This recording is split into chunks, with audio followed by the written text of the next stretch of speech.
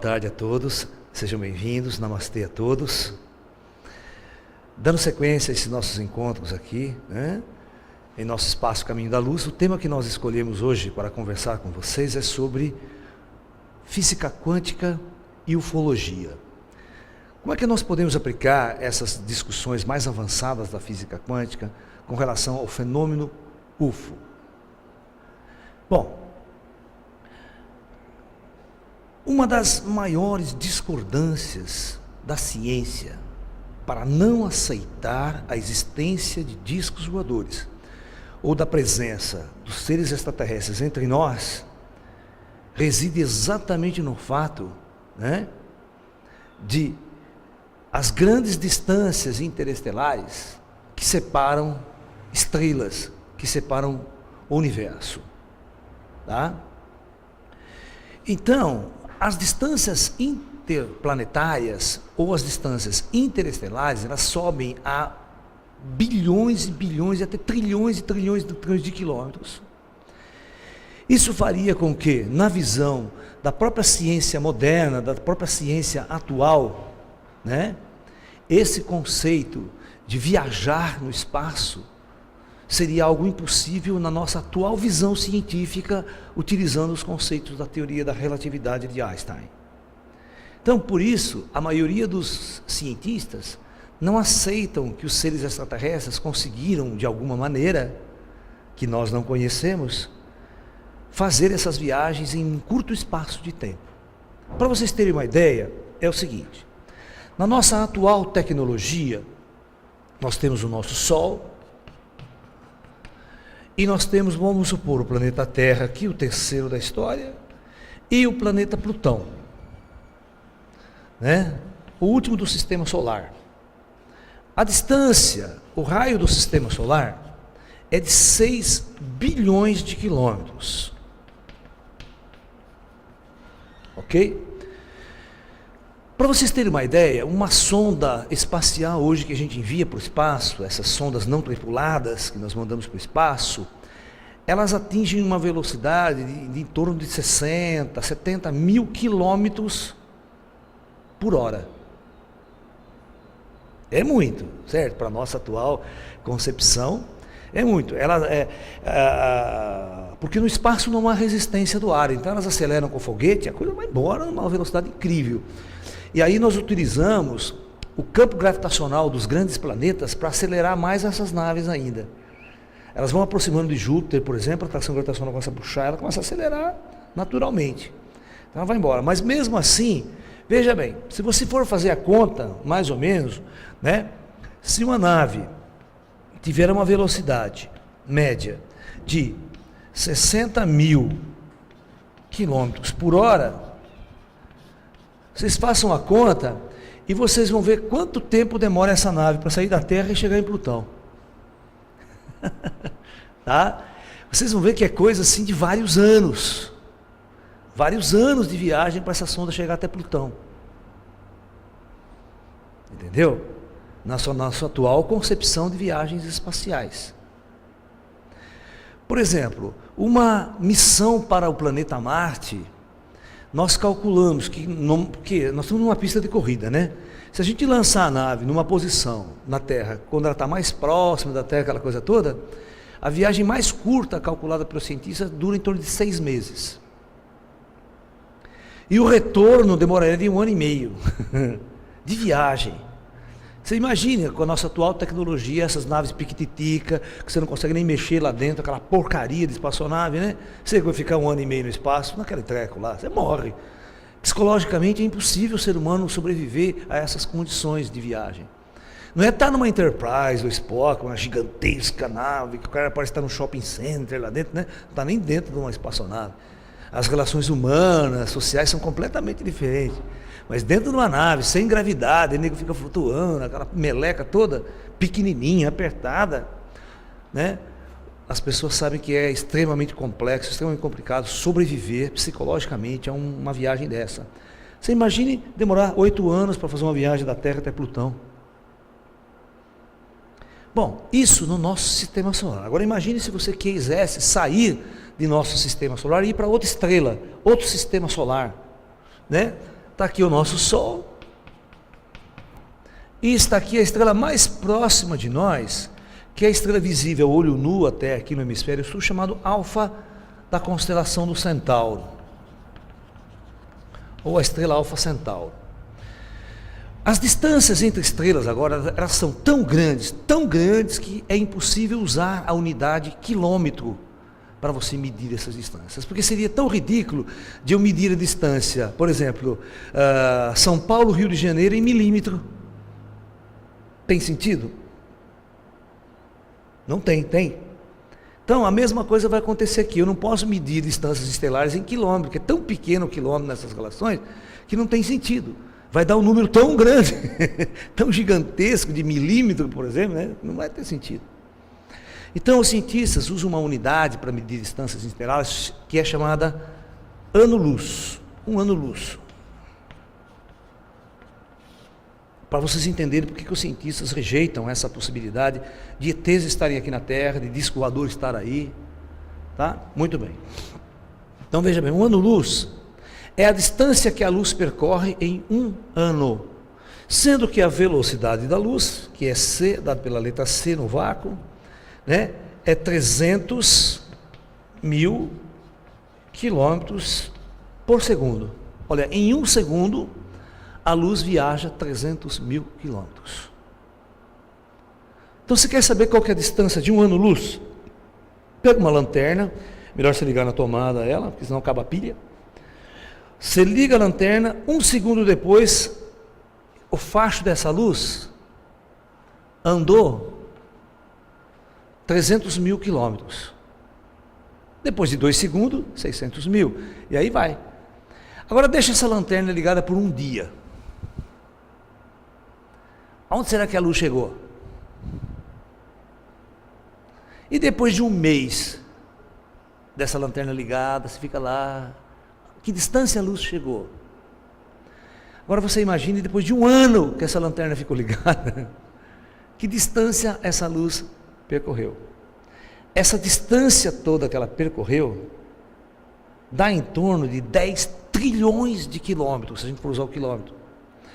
Mas a nossa mente não processa mais essas ordens de grandeza. A mente humana não tem noção de ordem de grandeza de certas coisas. Se eu falar assim, 10 trilhões de quilômetros, se eu falar 11, não mudou nada na minha cabeça. A ordem de grandeza não mexe mais com a gente, né? Então eu quero que vocês entendam que depois de um ano, essa luz, essa velocidade que vocês estão vendo aqui, não tem nada que viaje essa velocidade no espaço, é muito difícil. Só a luz, ela está a 1/4 de distância da estrela. A distância é de aproximadamente 4,5 anos-luz. Nessa velocidade de 300.000 quilômetros por segundo, demora-se 4 anos e meio para se chegar à estrela vizinha. É ou não é muito longe? E aí o resto das estrelas que vão nos cercando vão ficando cada vez mais longe, ok? A ponto de você ter o diâmetro de nossa galáxia, um diâmetro de 100.000 anos-luz. Ok? Então a nossa galáxia, por exemplo, ela tem uma distância imensurável. Está lá o disco, nossa galáxia, esse disco aqui, achatado, visto de cima, né? Nossa planta seriam braços espirais, e esse diâmetro aqui, os cientistas calculam que tenha 100.000 anos-luz.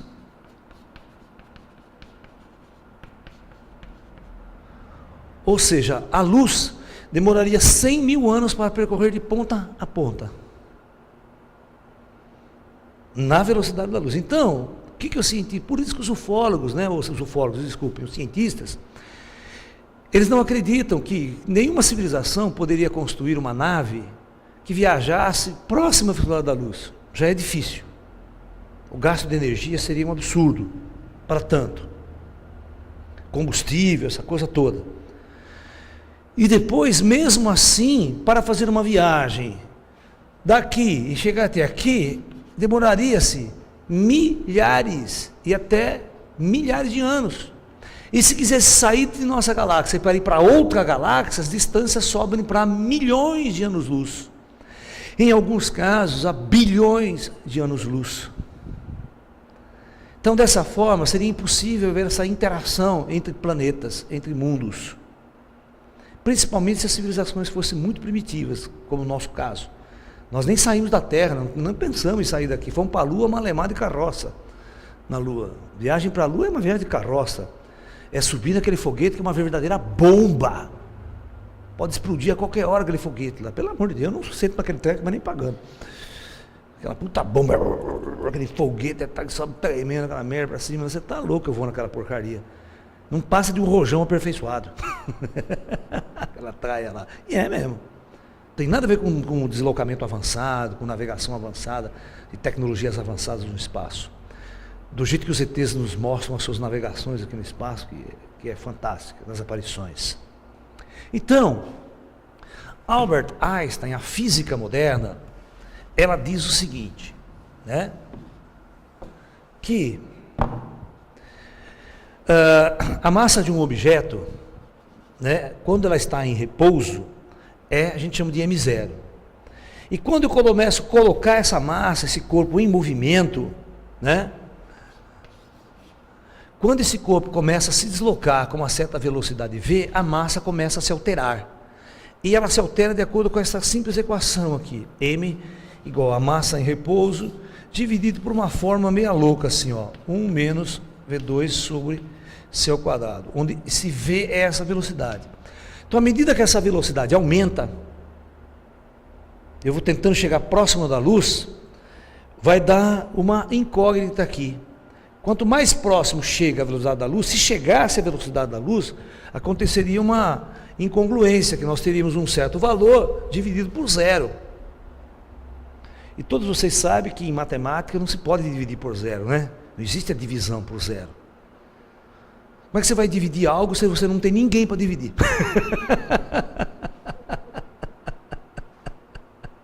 Certo? Isso significa que, teoricamente, essa massa, ela cresce ao infinito, ela vai para o infinito, infinitamente grande. E todas as vezes que eu tenho uma tendência de uma massa ir para o infinito, eu tenho uma que, para acelerar, porque aquela equação de Newton, de F igual a ma, né, significa que para um corpo acelerar, aumentar a sua velocidade, eu preciso de uma força. Mas se essa massa aumenta infinitamente, a força aplicada para acelerar aquela massa também tende ao infinito. Então, significa o seguinte, não existe, por essas equações, um objeto que possa viajar com velocidade superior à da luz, no espaço convencional, através dessa dinâmica convencional. Então, isso é que os cientistas têm em suas cabeças, para não aceitar que alguma raça avançada consegue viajar pelo espaço, ok? A viajar milhares de anos-luz em questão de horas ou segundos. Tá? No entanto, existem umas teorias aí, meio que na física chamada buraco de minhoca, tá, que o pessoal fala que dobra o espaço-tempo, aquela coisa da Enterprise, fazer a dobra espacial, mas aquilo lá eu acho que não funciona. É uma coisa meio estranha. Nós vamos propor uma outra ideia que vem através da física quântica, tá? Para ver como é que as naves poderiam se deslocar no espaço-tempo convencional, fazendo com que ela deslocasse anos-luz, milhares de anos-luz em questão de, sem tempo na jogada, questão muito rápida. E seres de uma evolução muito grande, né, civilizações muito adiantadas, dominariam essa tecnologia de forma muito elementar. Da mesma forma que você pega um celular hoje e liga para a tua amiga, para sua filha, todo mundo, há 2000 anos atrás ninguém poderia pensar que isso um dia poderia existir. É tão corriqueiro você pegar um celular e ligar. No futuro distante, poderemos viajar para qualquer planeta de uma forma corriqueira, como se você pega um metrô, como você pega um ônibus aí na esquina. Você vai numa estação, você senta uma nave, vai lá para outro mundo, para outro planeta, outra estrela. em questões de muito menos tempo. Por exemplo, existe um seriado, né, que passa no Sci-Fi Channel, né, no canal a cabo, chamado Stargate, né? Significa portal estelar, ou seja, uma tecnologia que cria uma espécie de um portal. A hora que o nego atravessa esse portal, instantaneamente ele sai no outro portal, no outro mundo. Esse deslocamento, ele nem nota que existiu esse deslocamento. Então, no filme Stargate, ele diz que é uma tecnologia que cria buracos de minhoca entre dois pontos no espaço, que é uma teoria que vem das equações de Einstein, da teoria de Einstein, essas possibilidades, ok? Mas eu vou apelar para um outro tipo de deslocamento, que nós vamos tentar entender agora aqui, para tentar explicar através da física quântica, ok? Muito bem. A física quântica, ela apresenta um tipo de deslocamento de partículas completamente estranho a tudo aquilo que a física einsteiniana, objetivista, até então mostrou. Niels Bohr, um dos fundadores, dos pilares da física quântica, né, quando ele constrói o seu modelo do átomo de hidrogênio, todos vocês aprenderam no cursinho, na escola, essas questões aqui.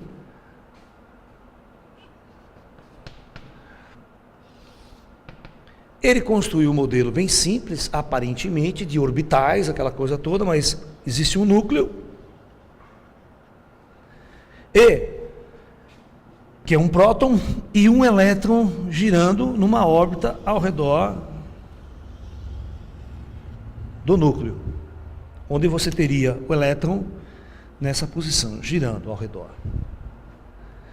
Só que o Niels Bohr, ele não demonstrou, para o átomo de hidrogênio até dá para fazer isso, que é uma física pré-clássica, pré-quântica, ainda o pessoal diz ainda, que existe um raio mínimo que você pode calcular, o raio de órbita mínima, tal, que o elétron pode ficar, tal, aquela coisa toda. Ele constrói esse modelo de esse objeto andando aqui.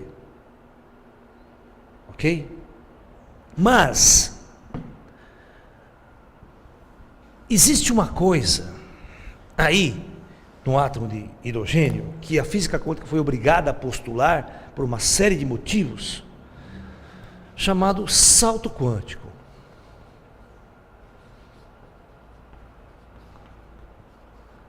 Ok? O que é o salto quântico? Né? O salto quântico é mais ou menos isso aqui. Eu tenho um núcleo atômico e ao redor do núcleo eu tenho uma órbita. E vamos imaginar que eu tenho uma segunda órbita mais alta. As possíveis posições onde o elétron pode ficar. Por causa da física, da quantização dos níveis de energia do átomo, o átomo, ele não pode, o elétron, quer dizer, não pode estar em qualquer altura com relação ao núcleo. Ele tem que estar em órbitas quânticas definidas, em níveis quânticos definidos. Tá? Inclusive, vocês estudaram no cursinho os níveis quânticos 1, 2, 3 e 4, tem as camadas, as chamadas camadas, né? K, L, M, N, O. E dentro dessas camadas, os orbitais S, P, D, F ainda. Mas eu garanto que muitos de vocês nunca entenderam o que significava essa porcaria em cursinho. Como que isso está demonstrado? Por que surge aquilo? Né? Porque depois tem aquela regra de Linus Pauling, como você preenche os orbitais, toda aquela coisa maluca. Né? Mas o problema é o seguinte, olha, o que a física quântica diz? Vamos supor que eu tenho um elétron nesta órbita aqui, girando ao redor. Para ele descer para essa outra órbita, esse elétron tem que perder energia. Então, para ele fazer uma coisa chamada salto quântico, saltar desse ponto e vir para esta outra órbita, essa mudança orbital, ela é extremamente incompreensível pela atual ciência. O Niels Bohr postulou como deveria ser esse salto. Como o elétron sairia deste orbital para esse outro orbital, de nível mais baixo. Então presta atenção no que Niels Bohr falou, para que vocês possam entender se a gente deve ou não acreditar em disco voador depois dessa. Se eles acreditam nisso, por que eu não posso acreditar em disco voador? Primeiro, o elétron desaparece de um ponto e reaparece em um outro ponto instantaneamente. Ó, ele desaparece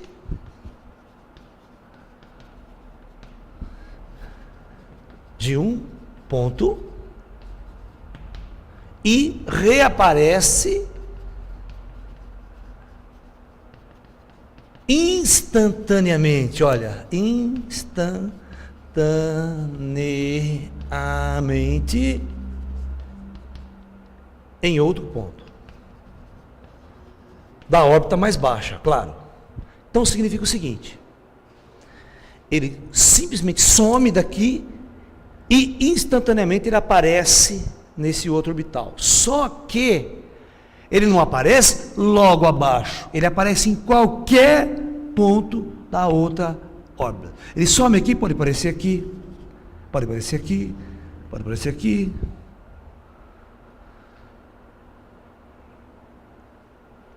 Olha que louco. 2. O elétron não existe, ele não existe entre esses pontos. Ou seja, a física clássica, ou até a física relativista de Einstein, ela não consegue admitir isso, porque veja bem, para um objeto sair deste ponto e chegar em outro ponto, ele tem que ter uma trajetória, um caminho. Ele tem que fazer um caminho, passar, o objeto não deixa de existir. Aqui não.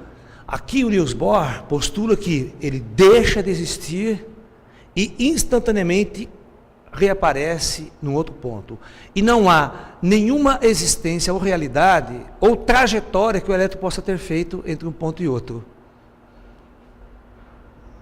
Completamente místico isso. Completamente místico tudo isso.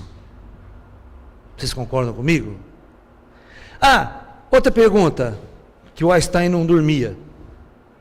Essa aqui já é para não dormir. O elétron era um fantasma. Para ele falar, não, efeito fantasma. Fantasma, saltou. Outra, qual que é a velocidade que esse elétron teve nesse deslocamento? Qual a velocidade? Falem para mim. Se instantaneamente ele some num ponto e reaparece em outro, isso significa que a velocidade foi extremamente infinita. Ultrapassou a velocidade da luz, ultrapassou tudo que você possa imaginar. E a física de Einstein, quando usamos aquela equação, não pode acontecer isso.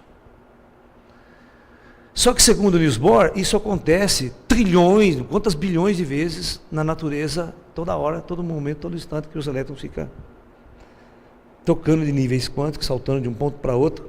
Essa lâmpada mesmo que explodiu, essas lâmpadas de gás aí, elas são isso. Você excita o gás, os elétrons que estão nas camadas mais altas pulam para cima, eletricamente. Aí, no retornar para o nível quântico mais baixo, ele emite um fóton. Esse fóton é luz. Esse fóton vai passar por essa pigmentação que está aí e vai brilhar. O pigmento que está ali no redor da lâmpada. Esse pigmento fosforizado. Porque você pode quebrar a lâmpada, que ela tem uma coisa branca pintada por dentro, não tem um pozinho branco? Aquele pozinho branco é a base de fósforo. Quando o elétron incide, né, o fóton incide ali, ele faz aquilo lá brilhar como o tubo de televisão. Quando o elétron incide, o tubo de televisão brilha. Isso dá a luz, isso que faz brilhar.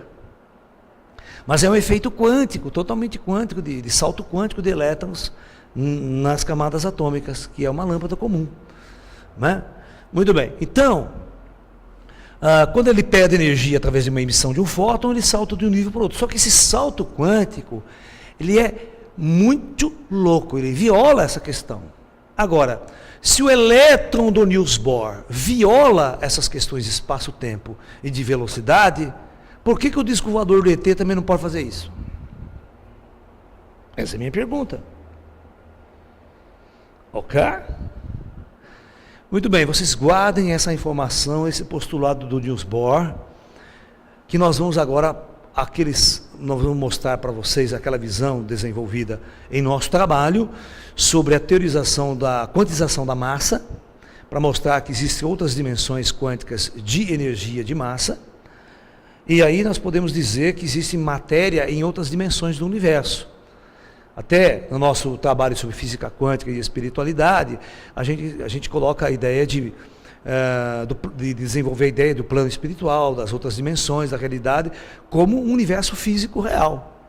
Não um universo fantasmagórico, que não tem nada de fantasmagórico, é um universo físico real, de matéria. Só de uma matéria muito menos densa, uma matéria mais sutil. Então é isso que nós vamos fazer. Vamos lá. Agora, a teoria dos multiuniversos quânticos. Olha, então vamos lá. A teoria dos multiuniversos quânticos. Bom, aí o que eu fiz? Eu criei uma ideia de que a massa, a energia de massa que um objeto, que uma partícula carrega, pode ser próton, elétron, nêutron, qualquer outra partícula, ela tem uma energia. Por isso que quando Einstein fala assim, se você pegar uma antimatéria e desintegrar, vira tudo energia pura. Porque a massa, a quantidade de massa, mede a quantidade de energia que tem um corpo. E Einstein desenvolveu essa ideia nessa equação, que energia é massa vezes a luz ao quadrado. Ou seja, qualquer massa de partícula carrega com ela uma quantidade de energia incomensurável, muito grande. Muito grande. Então, eu fiz umas maluquices aí, quem acompanha meu trabalho de física quântica sabe o que foi feito. Você pode dizer que massa, ela é igual a constante de Planck dividida pela velocidade da luz ao quadrado vezes a frequência. Então nós associamos o seguinte: a energia que está contida na massa de uma partícula, ela está contida numa forma oscilante. Toda energia está contida porque o elétron oscila, porque ele é uma forma de onda. Ele está oscilando uma estrutura. E essa estrutura é o campo. Tem uns físicos trabalhando na teoria das cordas. Ele cria uma ideia de uma corda que oscila. Para poder explicar. Então toda a energia de massa está contida numa frequência. Portanto, ela é muito alta. É uma energia muito alta. Ok? Muito bem. A frequência muito alta. Ok, vamos lá então.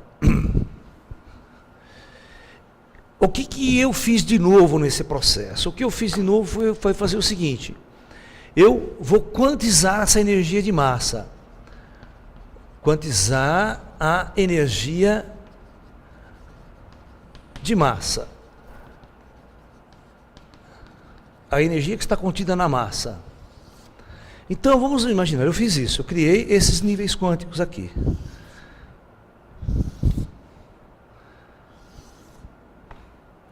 Eu disse que nesse nível n igual a 1, eu teria uma massa, que seria esse universo físico nosso aqui, uma massa M1, que seria igual, como aquele ali, H sobre C2 é uma constante vezes a frequência. No nível N2, no nível quântico N2, eu teria uma massa M2, a mesma constante, que é operando hoje, mas uma frequência F2, aqui F1. E assim, sucessivamente, né?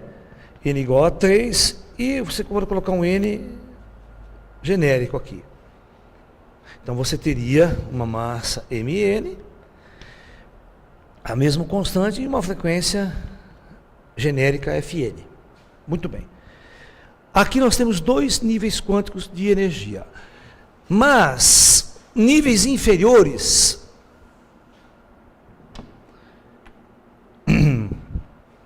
Então eu tenho dois níveis quânticos aqui, olha o que eu vou fazer, olha que interessante, ó. Eu tenho neste nível quântico aqui, eu tenho que a massa de uma partícula é igual a constante vezes a frequência que ela carrega, F1. E nesse nível quântico 2, eu teria uma massa M2 igual a uma constante vezes a frequência F2. Muito bem. Imagina essa partícula aqui. Pode imaginar o elétron. Para o elétron sair deste nível quântico e vir para este nível quântico aqui, ele vai fazer um salto quântico agora. E quando ele fizer esse salto quântico aqui, ele vai perder energia. Ele vai perder energia. Ele perde energia. Agora, como ele perde essa energia, ainda nós não sabemos. Não é emissão de fóton, não sabemos. Como que ele vai perder essa energia? Que forma de energia ele vai emitir? Mas é uma energia de massa, ele vai perder essa energia da massa dele. Quando ele perde uma quantidade X, que é exatamente o desnível entre um ponto e outro, ele salta. E ele salta, quando ele perde energia, ele fica mais sutil, a frequência dele diminui, o comprimento de onda a ele associado expande, então o elétron expande. Aqui nós temos essa partícula extremamente oscilando rápida, né? É uma oscilação assim, ó. Nesse outro nível, que o elétron teria um comprimento de onda muito maior, portanto, o grau de solidez dele seria muito menor. Ele não é uma partícula mais sólida do nosso ponto de vista. Ele é mais extenso no espaço. Portanto, por isso que ele pode atravessar essa parede e também não ser mais detectado. Do ponto de vista científico, quando essa experiência for feita no laboratório, o elétron vai desaparecer. Ele some. E não reaparece mais em lugar nenhum, porque ele está em outro nível quântico de massa. É diferente daqui, da teoria de Bohr, que ele sai de um ponto do mesmo universo e aparece no mesmo universo. Tá? Então veja bem. O que eu vou fazer agora? Agora eu vou fazer a seguinte pergunta. Esse elétron não pode retornar para cá? Como é que ele faz para retornar para este nível? Aqui ele está descendo. Quando ele desce, ele perde energia. É só você dar energia para ele. Então, um jeito de colocar energia nele, o que ele faz? Ele retorna. Ele salta, no nosso caso, aqui para um nível superior de energia. Aqui ele decai, exatamente como a teoria de Niels Bohr. Tá? Muito bem. Eu vou fazer a seguinte pergunta para vocês. Quanto tempo esse elétron demorou para sair daqui e vir aqui? Instantâneo, né? Segundo a teoria de Niels Bohr. Que caminho que ele fez para sair daqui e daqui até aqui? Então veja bem, com este modelo, nós vamos brincar agora como é que você tem de descobrir um jeito de se deslocar no espaço usando esse princípio. Mas ele faz o disco voador inteiro. Ele tem uma tecnologia que ele consegue mudar a massa do disco voador inteiro. Ele não desmaterializa. Não é igual aquele teleporte da Enterprise, não. O cara entra lá, tudo vira luz, energia, transporta e recompõe de novo. Aqui não é assim. Você só dá uma amolecida no treco, sabe? Você pega esse corpo que é denso, dá uma amolecida nele, certo? Ele salta quanticamente e depois ele sobe a energia de novo. Então ele vai fazer assim, nós vamos brincar, vai fazer isso. Ele bem rapidinho, ele vai fazer isso, e pum, já voltar. Ele vem para cá e já volta para lá. Mas olha que interessante, vamos pensar nessa coisa aqui, ó. É como até que funcionaria um portal estelar, um Stargate. Eu tenho dois pontos, aqui é o nosso universo de nível 1 e esse é o de nível 2. Eu vou pegar um ponto A e um ponto B desse nosso espaço. Ok? Eu quero deslocar esse elétron do ponto A até o ponto B. Mas aqui pode ter milhares de quilômetros, pode até ter anos-luz. Pode até ter milhões de anos-luz. Desculpe. Ok? Estão percebendo o jogo? E agora eu vou pegar um terceiro ponto, aqui embaixo, que eu vou chamar de ponto C, no outro nível quântico. E eu vou pegar uma tecnologia de ET. Eu vou usar a partícula agora, só para vocês entenderem, depois generaliza para um disco voador, uma nave. Muito bem. Por isso que na minha visão, esse negócio de Stargate não tem nada a ver com buraco de minhoca. Tem mais a ver com a estrutura quântica da matéria do que com o buraco de minhoca. Porque mexer com a estrutura do espaço-tempo. Muito bem. Eu vou pegar esse elétron aqui, eu vou dar um jeito com uma tecnologia, eu vou tirar a energia dele. A energia interna, vou baixar a frequência dele. O que ele vai fazer? Ele vai emitir energia e vai automaticamente fazer um salto quântico e virar aqui no ponto C. Ok? Quanto tempo ele demorou para fazer isso? Até aqui. Que trajetória ele usou no espaço? Nenhuma. Agora eu vou fazer o inverso. Presta atenção. Eu vou dar energia para essa partícula e fazer ela aparecer aqui, ó. Seguinte pergunta eu faço. Quanto tempo ele demorou para sair daqui e ir até aqui? Também nenhum tempo. Resultado de nossa equação. Para essa partícula sair de A e ir até B, do ponto de vista prático, ela foi instantaneamente, mas na verdade ela cortou caminho por outra dimensão. Ela cortou caminho. Isso explicaria, na casuística ufológica, por que, prestem bem atenção, que você tem um disco voador, pum, ele some. E aparece lá não sei aonde, pum, de uma hora para outra. Isso a casuística ufológica é muito comum, está seguindo um avião, de repente o avião, pum, apaga, some e aparece lá atrás. E isso explicaria também uma coisa muito interessante. Então, aqui nós já solucionamos como um disco voador poderia, com civilizações avançadas, criar um deslocamento quântico. E eles saberiam, com a tecnologia dele, aonde ele quer botar o disco voador lá. Isso é navegação. Como você colocar no ponto certo? Então você entra no ponto, você não sabe onde você vai aparecer do outro ponto, no outro universo, né? Vai aparecer lá na ponta da galáxia, não sei aonde. Aqueles problemas que tem no Stargate, né? O cara vai na nave, não sabe onde vai aparecer a nave, aquelas porcarias de tudo, que é mau funcionamento toda a nave. Né? Mas aqui não, aqui a tecnologia de navegação, o cara saberia exatamente aonde ele quer chegar. Ele programa os computadores da nave de onde ele quer chegar, e chega tranquilo. Conhece o mapeamento do universo e tudo mais. Bom, na casuística ufológica, nós temos um fenômeno muito interessante, muito documentado durante a Segunda Guerra Mundial, que eram os chamados Foo Fighters. Vocês já ouviram falar disso? Tem até a banda de rock com esse nome. Caças de fogo ou caças fantasmas, tá? Uma coisa meio assim.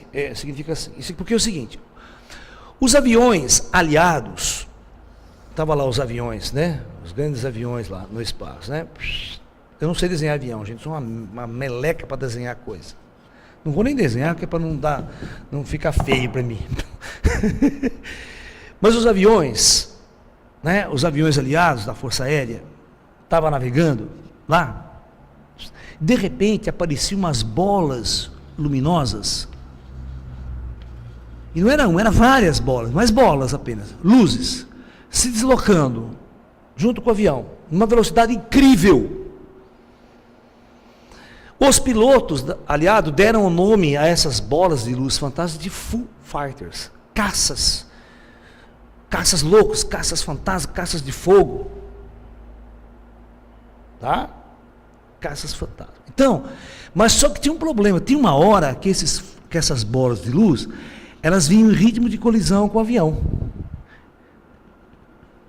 Os B-52, aqueles grandão, bombardeio, eles não tinham como desviar, porque eles eram lentos. Esse Foo Fighters vinha, quando ia bater, os caras baixavam tudo a cabeça assim. O negócio passava por dentro deles, saía pela cauda do avião, sem nada acontecer. Por isso eles eram chamados de caças fantasmas, porque eles eram meio transparentes.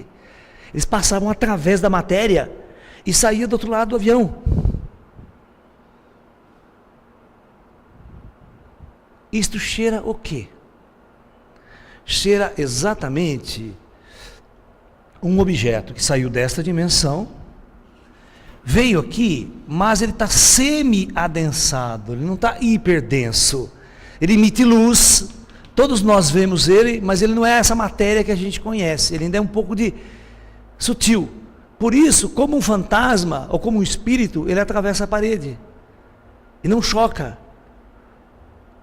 Então, na casuística ufológica, é muito comum isso acontecer.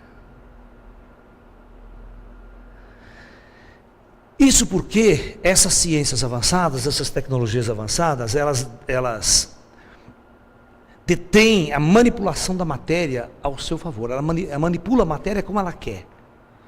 Então, eles podem estar até habitando essas dimensões da realidade, como se fosse o plano espiritual, a cidade nosso lar, aquela coisa do Chico Xavier, sabe essa coisa toda? E aquela tecnologia, ela projetar uma imagem aqui, projetar objetos aqui e manipular esses objetos como se fossem projetores holográficos e manipular como se fossem objetos sólidos, reais para nós aqui. Mas a hora que o cara desliga o objeto, some. Porque é uma interatividade, é um jogo entre duas dimensões.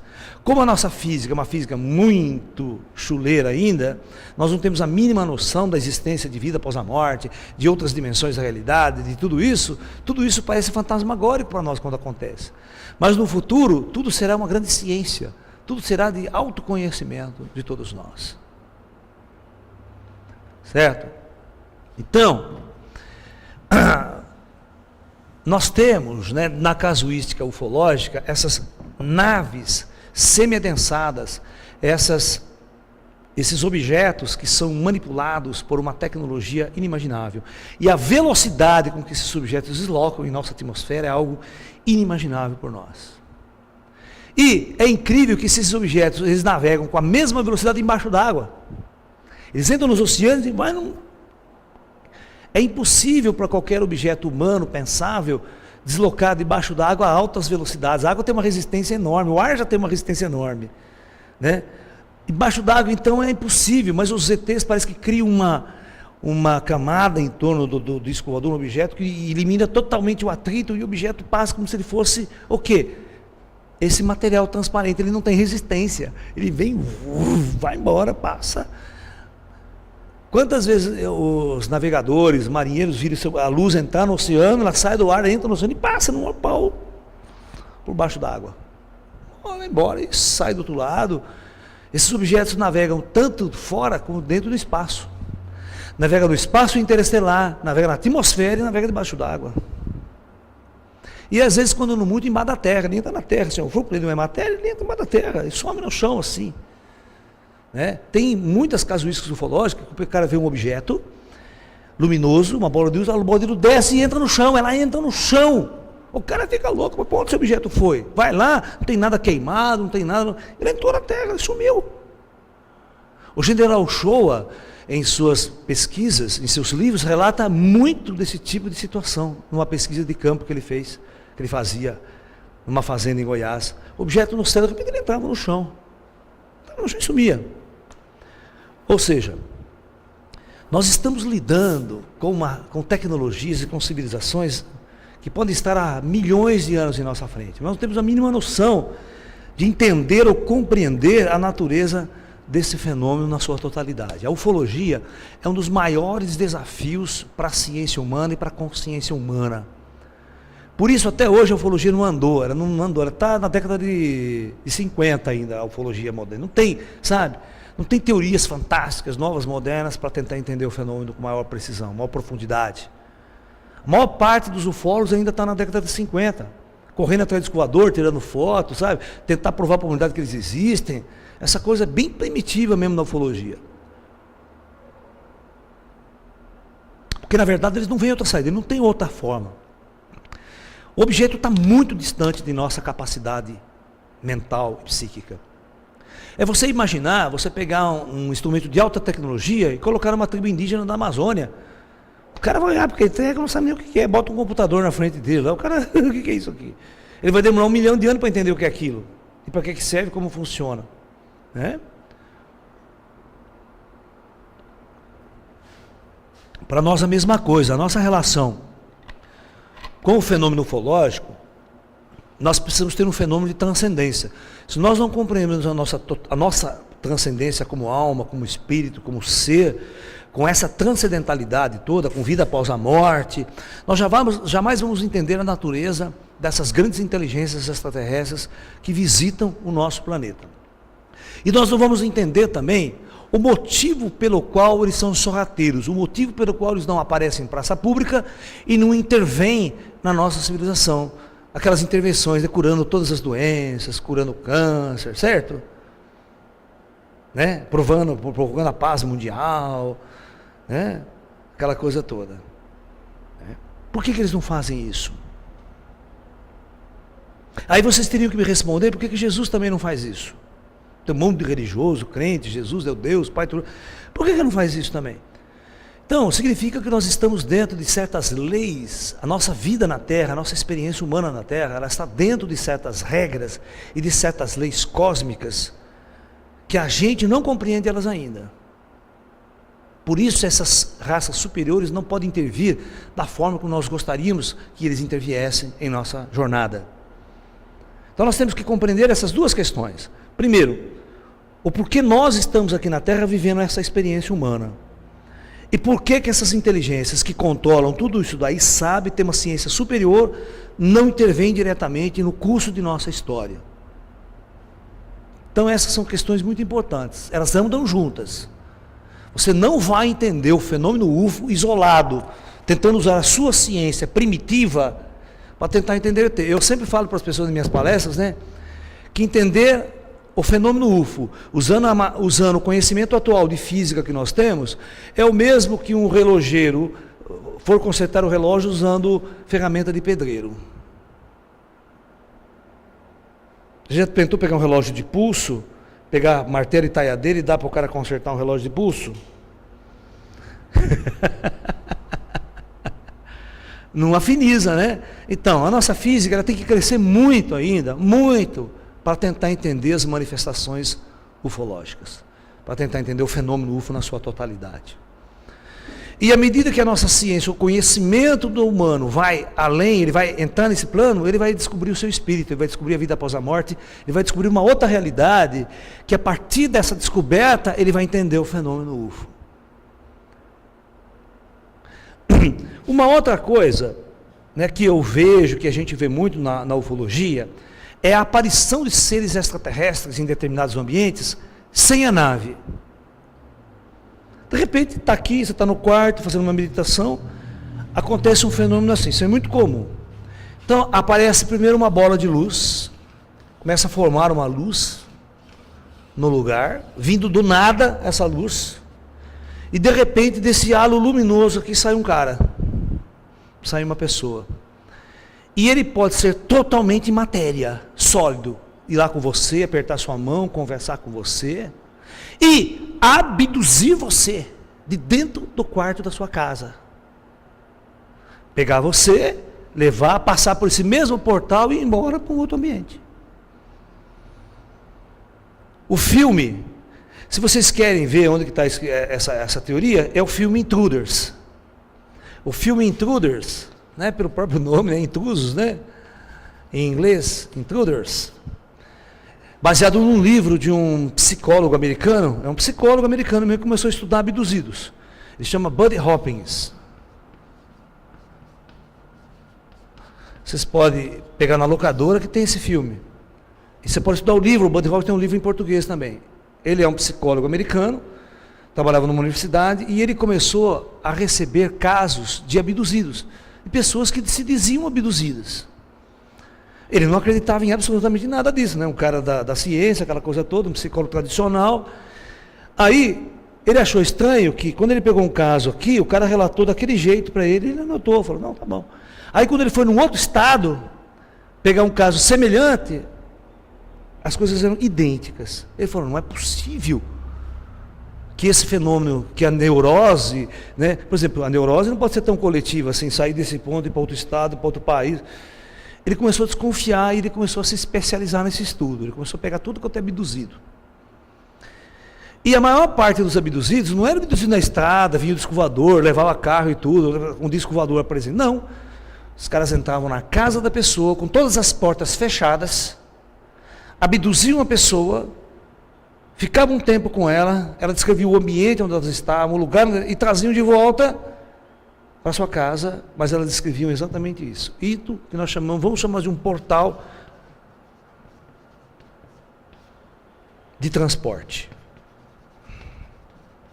Como funcionaria esse portal, teoricamente?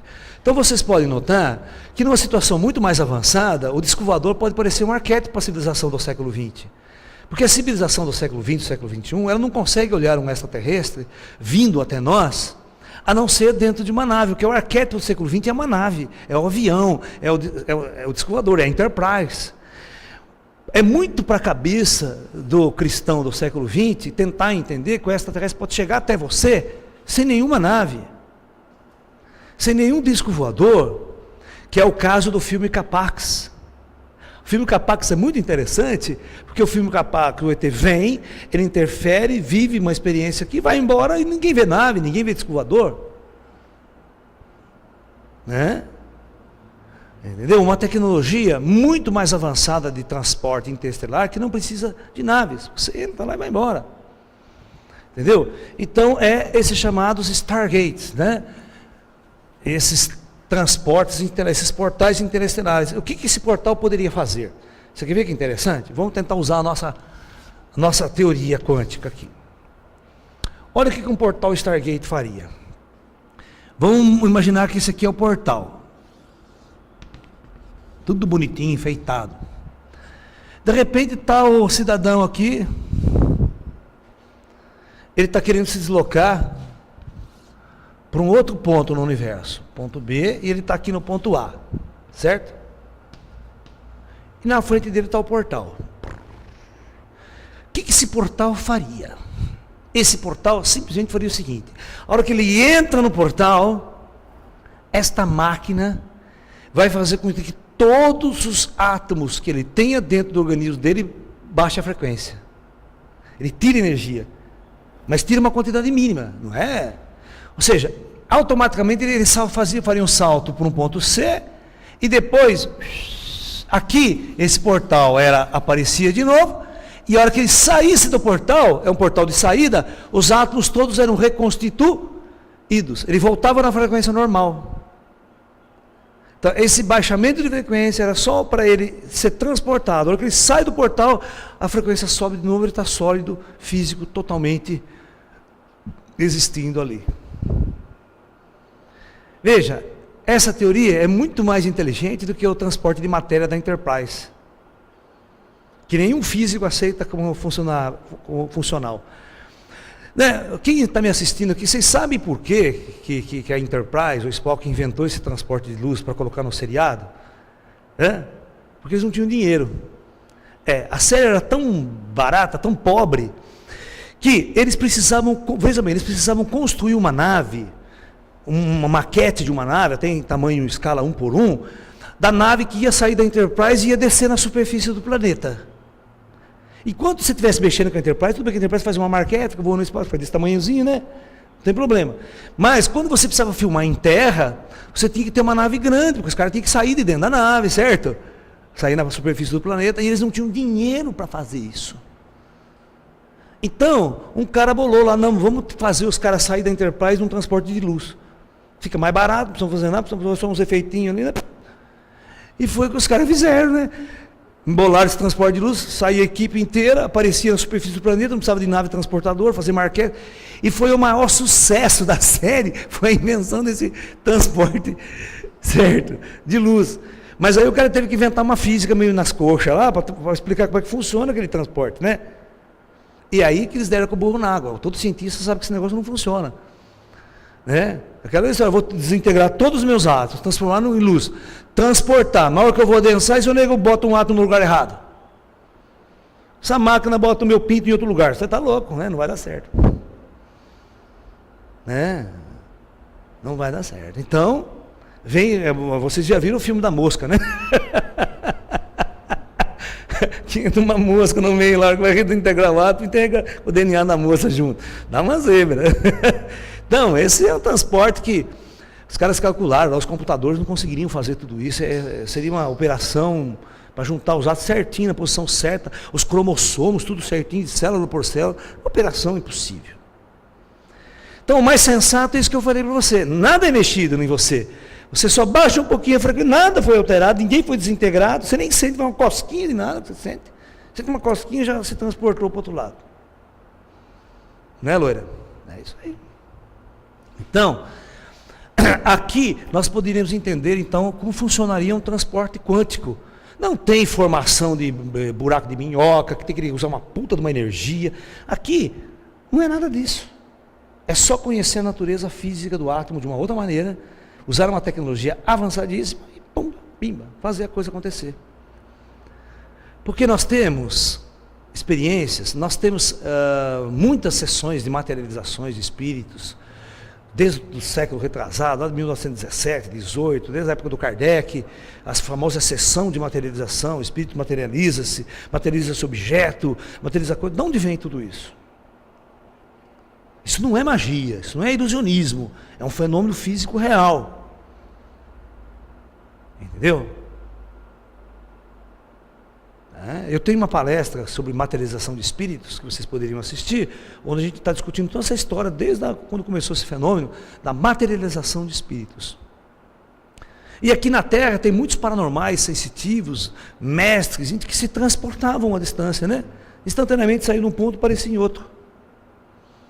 Santos fazendo isso. Como ele fazia isso? Quem os ajudava nessa operação, nesse fenômeno? Então, é muito importante que a gente entenda que existe sim uma física que possa fazer isso. O problema é que a gente não conhece ela ainda. Eu posso até construir uma teoria, mas construir uma máquina tecnológica em cima dessa teoria vai demorar muito tempo. Pra vocês terem uma ideia do que eu estou falando, a teoria da relatividade de Albert Einstein, ninguém até hoje usou essa teoria de Einstein para fazer qualquer evento tecnológico. Ela não serviu para produzir avanço tecnológico nenhum em nossa civilização. Só teórico. Vocês estão entendendo o que eu estou falando? Já a física quântica, ela promoveu uma das maiores revoluções tecnológicas até hoje conhecida pelo ser humano, que é todos os microchips, todas as tecnologias digitais, computadores pessoais, essas TV grandes de cristal líquido, tudo que vocês estão vendo aí, que a tecnologia avançou, que deu esse avanço tecnológico na nossa civilização, é por causa do conhecimento do átomo, da física quântica. O que eu quero dizer para vocês é que a teoria da relatividade não deu absolutamente nada a não ser a bomba atômica, né? E o reator nuclear de gerar energia, que é um perigo desgraçado até hoje, não sabemos manipular ele direito. Para vocês verem como determinadas situações é complicado. Às vezes você pode desenvolver uma teoria, mas ela não tem aplicação prática, objetiva, na vida das pessoas, na vida diária. Ela tem só como compreensão do universo, como compreender as coisas, né? Por isso que eu digo para você, você pode desenvolver uma teoria hoje, mas para fazer ela ser prática e tecnológica, pode demorar muito tempo. Demora muito tempo. Você está me entendendo?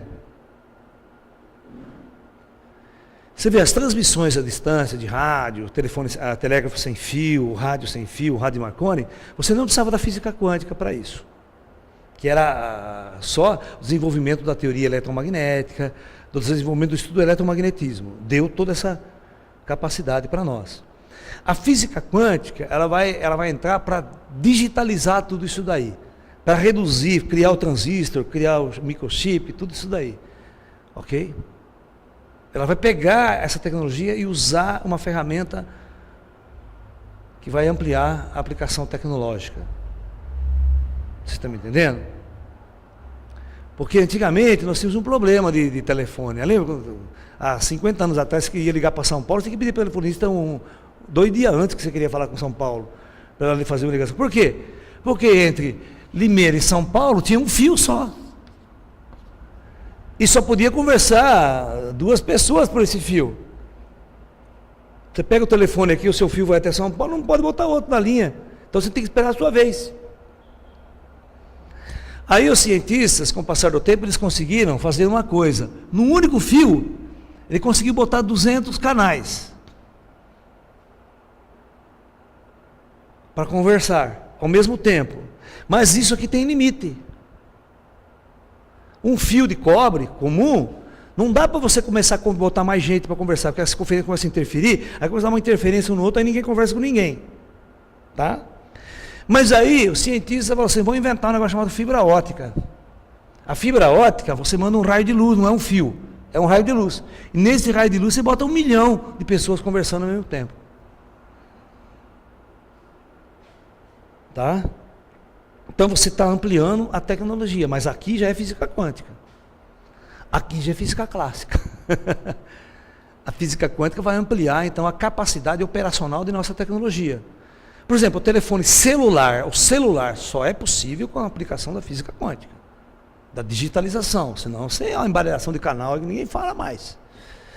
Vocês podem, eu vou dar um exemplo para vocês. Vocês pegam o rádio FM, que é física clássica. Se você botar 4 estações mais ou menos perto, ninguém fala, uma interfere na outra, aquela puta zona. Você imagina uma cidade como São Paulo que tem 12 milhões de celulares.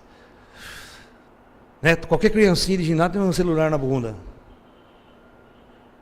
Todo mundo falando ao mesmo tempo. Como é que essas ondas não interferem?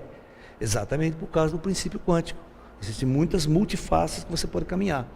Mas no analógico não dá.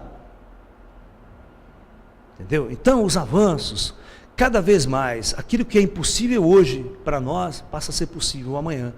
Ou seja, viajar no espaço, romper as barreiras interestelares, para nós e para nosso conhecimento de física, pode parecer impossível hoje. Mas daqui a um tempo vai ser, como eu disse para vocês, como pegar um ônibus e ir para Campinas, ou ir para São Paulo, você vai pegar um ônibus, vai para a Lua, vai para Marte, vai para outra estrela, vai para Alfa Centauro, vai tomar café em Júpiter e volta amanhã, vai numa balada lá em Plutão. Entendeu? Vai ser tranquilo. E você nem vai ver a viagem passar. Você viu quando você entra num avião? Você entra num avião hoje, você nem consegue olhar o que está acontecendo lá fora, né? O avião fica tudo fechado, você nem sabe o que está voando. Não tem nem noção que está voando. Né? Entendeu? O futuro será umas coisas muito interessantes nesse aspecto. Muito bem. Então, uma das questões fundamentais que a física quântica pode ajudar a entender os fenômenos ufológicos é essa questão. Então, eu vou contar uma história para vocês verem como os cientistas são céticos. E como que eles são tolos acreditando que sabem das coisas. Um cientista americano chamado J. Allen Hynek, ele era um astrofísico, e ele foi convidado pela Força Aérea Americana, nos idos da década de 50, 60, a fazer parte de um projeto chamado Blue Book, nos Estados Unidos. Era um projeto secreto, não era um projeto aberto, então era ultra secreto. Ele e mais um outro grupo de cientistas, eles foram contratados pela Força Aérea para analisar o fenômeno ufológico. Então, eles faziam parte de uma equipe e a Força Aérea trazia os casos para eles analisarem, traziam fotos, filmes e um monte de coisa para eles analisarem e ver se era de origem extraterrestre ou se era algum fenômeno natural que, como cientistas, eles podiam desvendar. Bom, e o Hynek trabalhou durante anos nisso. E ele próprio chega à conclusão da seguinte maneira, que chegavam para eles mensalmente coisas assim de 3.000 casos para eles analisarem. Dos quais 50% eles descartavam já assim. O cara viu Vênus. Certo? Aquela coisa toda. Os outros 30% eles demoravam um pouquinho mais analisando, descartavam também como um fenômeno meteorológico, como isso, aquilo, tá. Só que 10% eram inexplicáveis. Não havia nenhum físico cientista que explicava aquele fenômeno. Realmente era algo que apontava por uma manifestação ufológica, extraterrestre. Mas era 3.000 por mês. Se você junta num ano, isso só nos Estados Unidos, que a Força Aérea pegava só nos Estados Unidos, agora e o resto do mundo? E na Rússia, França, Europa, Estados Unidos, Brasil. Então ele chega à conclusão, depois de todos esses anos de pesquisa, que o fenômeno é real e o fenômeno existe. Aí, como ele fazia parte do projeto secreto, ele não podia naquela época falar para todo mundo quem ele era e o que ele fazia. E ele foi participar de um congresso, presta atenção, de um congresso de astronomia. No livro dele ele conta essa história, tá? Ele tem um livro lançado no Brasil, chama Ufologia, uma visão científica. O prólogo do livro dele, a abertura do prólogo do livro dele está escrito assim: A Gargalhada da Ciência. Esse é o título. A Gargalhada da Ciência. E ele vai contar essa história, porque ele vai para um congresso de astronomia, e na abertura do congresso, no coquetel, num hotel, na cobertura de um hotel muito grande, num lugar lá, tinha mais ou menos umas 3.000 pessoas nesse congresso, todos astrônomos, profissionais. Com isso, era umas 9 horas da noite, no coquetel, aquela coisa toda, gente falando no microfone, aquelas aberturas, toda cheia de história. De repente, no intervalo, entra um cara correndo, vai ao microfone e fala o seguinte: Minhas senhoras, meus senhores, olha, eu gostaria de lhe informar que lá fora, nos céus, tem um objeto muito estranho fazendo evolução no céu, que nós não sabemos o que é, deve ser um UFO, um disco voador, alguma coisa. Vocês não poderiam ir lá ver, dar uma olhada? O Heineck estava com um grupo de pessoas conversando, e todo mundo olhou um para a cara do outro e deu aquela risadinha. Você via? Disco voador, você viu? Todo o congresso, ninguém saiu lá fora para ver o que estava acontecendo. Tal é a prepotência que o cientista tem sobre aquilo que ele acha que ele sabe. Então, o disco voador não existe, é bobagem. Einstein provou que não existe, não dá. Vou lá perder meu tempo para ver? Como o Heineck era um cara que já estava mergulhado nessa pesquisa do UFO até a cabeça, não deu outra, ele foi o primeiro a sair correndo lá fora para ver o que tinha. E ele descreve que era realmente um treco completamente maluco, esquisito, que era realmente um UFO, um OVNI. Ele, como cientista, jamais conseguiu explicar o que era aquele treco fazendo um círculo estranho, um movimento estranho no céu. Só que foi ele sozinho, ninguém mais saiu. Agora eu pergunto, como é que nós podemos discutir o fenômeno UFO com esse tipo de gente? Com esse tipo de cientista? Que nunca tira a bunda da universidade para fazer qualquer tipo de pesquisa, aí a televisão vai pedir uma informação desse cara lá, entra lá na Unicamp, ou entra lá no laboratório, o senhor acredita em disco voador? Isso é tudo bobagem. Ele nunca fez nada, nunca fez uma pesquisa, nunca foi a campo, nunca entrevistou ninguém que foi contatado, ele nunca levantou a bunda daquele cara. Quantas vezes eu já não fui em debates de televisão, em debates, que os caras convidam astrônomos, cientistas para ir também? Primeira pergunta que eu falo para o astrônomo: escuta aqui, quantos casos o senhor estudou? Quantas pesquisas o senhor fez de campo? Nenhuma. Então, sinto muito, mas eu não discuto com você. Eu só discuto com o especialista. Falei na cara disso uma vez para um astrônomo, começou a falar uma bobagem. Não. Começou a falar um monte de bobagem na televisão sobre ufologia. Sabe? Aí, como eu sou físico, eu sei que cada área tem especialidades, certo? Eu falei assim: desde quando você consegue discutir astronomia com psicólogo? O cara falou: não dá, não tem condição, nossa língua. Então, também não vou discutir com você. Como é que eu vou discutir com você que nunca saiu a campo, nunca fez uma pesquisa, nunca estudou nada sobre o assunto? Eu vou discutir o que com você? Eu falei para ele.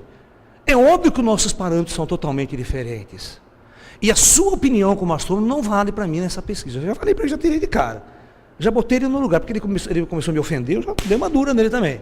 Falei: para com isso. Você está pensando que eu sou tonto? Os caras acham que o ufólogo é tudo bobo, tudo tonto, sabe? Tudo metido a besta, é fanático, religioso, essa coisa toda. Eles se esquecem que tem alguns que batem de frente com eles. E que tem a mesma formação que ele, o mesmo conhecimento que eles têm. Eu sei o que o físico sabe, eu sei o que o físico não sabe. Essa é uma vantagem que eu tenho nesse mecanismo. Você está entendendo? Então não adianta o físico querer bater de frente comigo. Não adianta, ele nunca fez pesquisa nenhuma sobre o assunto. Ele não tem autoridade para falar nada sobre o tema. Tem. Agora, eu vou dizer uma coisa para vocês. Eu conheço trocentos mil físicos que saíram a campo e foram fazer pesquisa.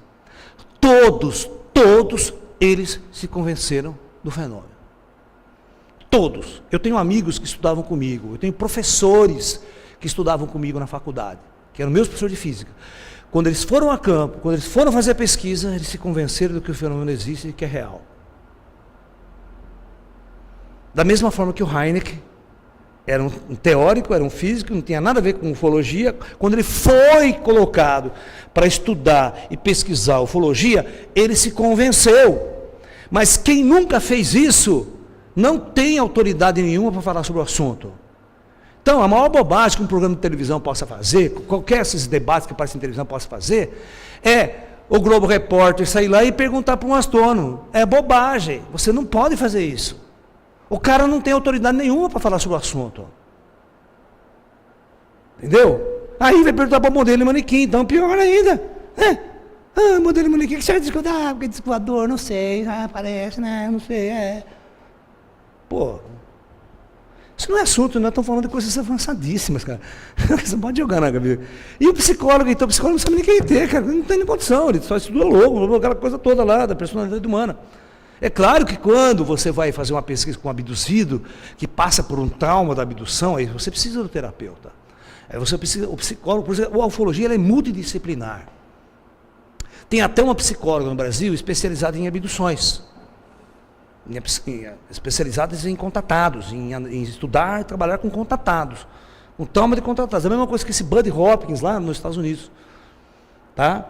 Então, realmente, é uma questão que merece um estudo interdisciplinar, mas você tem que estudar, ir a campo. Não adianta você abrir a boca e falar em disco voador, dar uma opinião no jornal, numa entrevista de televisão, se você nunca levantou a bunda da sua cadeira para ir fazer uma pesquisa qualquer. Aí você nem conversa comigo, tá? Porque eu não vou nem bater papo com você. Não importa se você é doutor, não sei no que, não me interessa. Tá? Porque você não sabe nada do assunto. E quando a pessoa não sabe nada do assunto, melhor ficar de boca fechada. Entendeu? Então, essa é uma das questões fundamentais da ufologia hoje. É possível? É possível sim. Se um físico chegar e debater comigo e falar, coitei, não pode estar aqui porque é impossível fisicamente, eu dobro a cara dele. Falo, isso é uma... Você está com a física do século XVI, discutindo ufologia. Porque a física moderna, não, ela dá toda a abertura para civilizações avançadas, sem deslocar pelo espaço de uma forma muito avançada. Está entendendo? Então, eu acho que a relação entre física e ufologia, ela começa a se dar agora, na física mais avançada. Se você usar aquelas físicas clássicas de Newton, você não vai sair nunca do buraco. Não vai entender o fenômeno UFO. O fenômeno UFO, ele é tão avançado, ele é tão superior. Tem um físico, um famoso físico chamado Jacques Vallée. Presta bem atenção. É um físico, ele e a mulher dele, ele é Jacques Vallée, a mulher dele é Janine Vallée. Os dois são físicos. E ele era físico nuclear, radicado nos Estados Unidos, um francês. E ele, no início do movimento ufológico, na década de 60, ele foi um dos cientistas que foi abertamente interessado pelo fenômeno, entendeu? Ele era abertamente, fazia conferências, batia papo, ok? Gostava do fenômeno, ele é a mulher dele. Ele tem uns 5, 6 livros escritos. Mas aí que eu falo, quando o cara é muito inteligente, quando o cara é bom,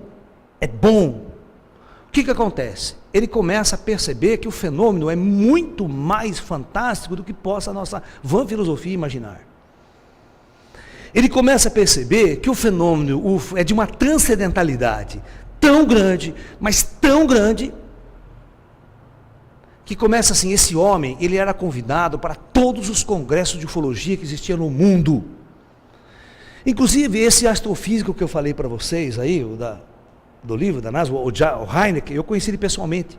Ele esteve em congressos de ufologia aqui no Brasil, estivemos juntos, conversamos, batemos muito papo. Ele já é falecido, recentemente ele faleceu na década de 90, infelizmente. Mas esse Jacques Vallée é vivo. Esse Jacques Vallée, um grande cientista, voltado à ufologia, tentando usar a sua física, a sua ciência, para entender o fenômeno UFO. Então, quando ele ia para os congressos, todo mundo convidava, principalmente esses congressos que já são chamados de congressos ufológicos científicos, né?